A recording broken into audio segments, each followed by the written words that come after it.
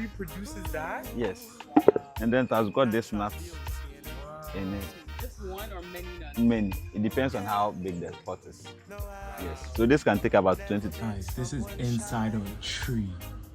The parasite has eaten inside of the tree. That's nuts. Science. Yeah. So it needs male and female to grow it. So this is male. So it can't produce anything. But without it, the females also not going to fruit. And so we have planted 2 males and then we have 4 females around This it. tree is a male. Yes, male. And then the other trees are female. They are all female. This is also male. Then the rest are all female. Yes. So with that, let's get closer.